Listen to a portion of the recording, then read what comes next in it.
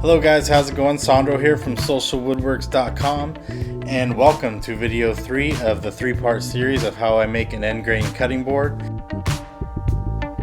Stay tuned. In just a second we'll get into the video.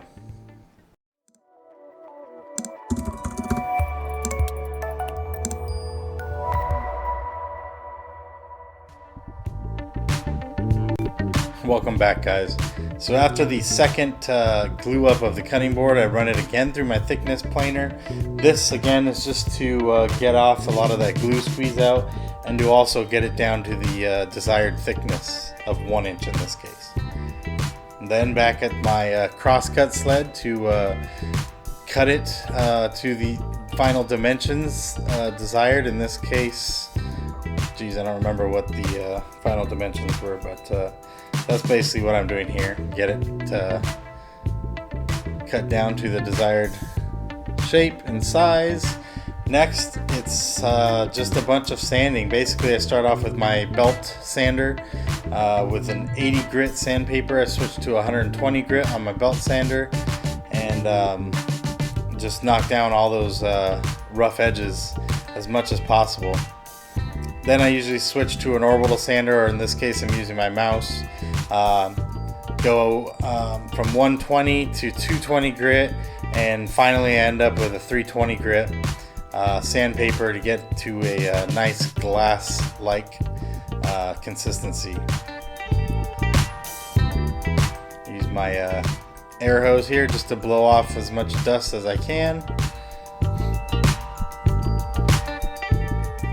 Here we are now back in my garage, and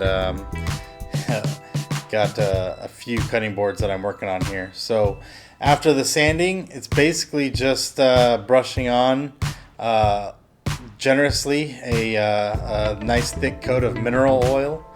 The mineral oil really brings out the beautiful grain of the hardwood and also protects that hardwood. And we use mineral oil, 1 because it's food safe, and 2 because it's not a vegetable oil, so it won't go rancid, and it really protects the cutting boards. After about a day, the mineral oil has soaked into the hardwood, and I'm left with what you see here. And what I'm doing now is applying some of our butcher block conditioner. And what that essentially is just some mineral oil with some beeswax, and it's just another great protective layer, and also helps bring out those beautiful wood grains that you see here. So just with a clean cloth, I go ahead and apply liberally also the butcher block conditioner. Let that sit also for about another day and let it soak in. And once that's done, I go ahead with another clean rag and just start to buff off the excess.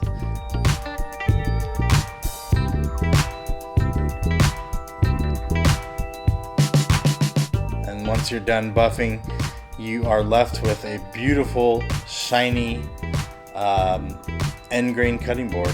And you'll see here after I'm done buffing, you can see the light sort of gleaming off that, and that's it. That's the final process, the finishing of the end grain cutting board. Thank you guys so much for watching this short 3 video series.